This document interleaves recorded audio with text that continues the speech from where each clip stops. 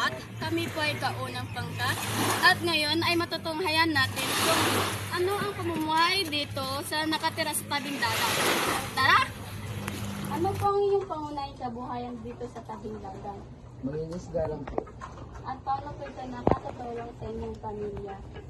Nakakatulong din sa pang-araw-araw, bills ng tubig, kuryente. Makakabili din ng gamot kung may katulad sa akin, may gluten. Ang kabuhayan dito sa tabing dagat. Pangingisda. At paano po ito makatutulong sa inyong pamilya? Sa bawat pangingisda namin sa araw-araw, minsan may huli, minsan din wala. Marunong yan magpagaling. Hindi niya talaga ang buhay, siniglayan. Hindi magkapareha yung araw. Minsan paldo, minsan rin. Dari pa sa mulo. Hindi sa may bagyo, luprito. May mga kalamidad, hindi kami nakapunta ng laot. Ang masamang panahon. Paano po ito naiba ang inyong pamumuhay at mga gawi rito kumpara sa mga nakatira sa kabundukan o malalayong lugar? Diferensya din siguro kasi ako nasanay din kasi ako dito sa dagat lang pangarap buhay ko. Hindi pa ako naka-experience ng mga trabaho kagaya niyan. Why, paano po naiba ang inyong pamumuhay at mga gawi rito kumpara sa mga nakatira sa kabundukan o malalayong lugar? Nagdiferensya kasi yung sa kabundukan, may konsista silang pag-aani ng palay dito sa dagat. Pagkaraniwan lang yung buhay namin. Tulad ngayon, panahon ng may mga kalamidad, sunod-sunod, hindi kami makaapunta ng laot kasi masama ang panahon. Malaking kaibahan sa kabundukan. Dahil malapit po kayo sa daungan o rutan ng Kalakalan, paano po kayo nakikipag-ugnayan sa mga taong galing sa ibang lugar?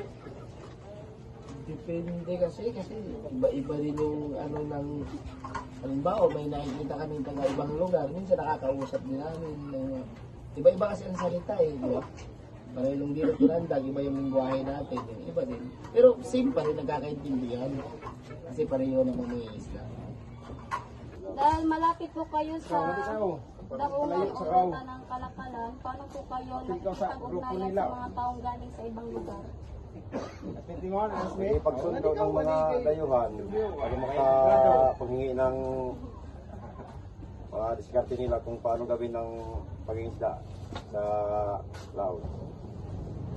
Ano po ang pinakamalaking hamon na inyong hinaharap bilang pamamayan ng malapit sa katubigan o sa karagatan? Katulad ng kahit alam na namin may low pressure o bagyo, basta kaya naman pumalaot, kailangan nakikipagsapalaran ka rin para mabuhay. Ganun. Siyempre, kailangan mo rin hanap buhay. May mga anak ka. Ano po ang pinakamalaking hamon na inyong hinaharap bilang mamamayang malapit sa katubigan? Sabay sa krisis ng panahon at saka yung kalamidad na di namin inasahan, gawa ng kalikasan, yun talaga ang masyadong nagkahatid sa amin ng krisis. Tulad ngayon, season ng habagat. Mga bagyo. At ang natutunan ko sa aming interview sa mga taong nasa tabing dagat ay kahit na maraming pagsubok sa araw-araw, sila ay nagpapatuloy pa rin sa pagsikap para sa kanilang pamilya at upang sila ay may makain. Ang natutunan ko sa ilawal sa mga taong nakatira sa tabing dagat ay araw-araw nilang inaharap ang hamon ng buhay tulad ng bagyo, tulad ng malakas na alon, malakas na hangin, at limitadong kabuhayan. Ngunit sila ay nagsisikap upang may taguyod ang kanilang mga pamilya. At ang aking natutunan sa aming pag-interview na sa mga taong nakatira doon sa tabing dagat ay hindi ang kanilang pangunahing hanap buhay is pangingisda. Pero nagadepende po ito sa panahon or mga hamon na inaharap nila. Dahil minsan ay maliit lang yung huli nila dahil sa masamang daloy na dumarating sa kanila, ay hindi pa rin nila sinusukuan ang kanilang pamumuhay.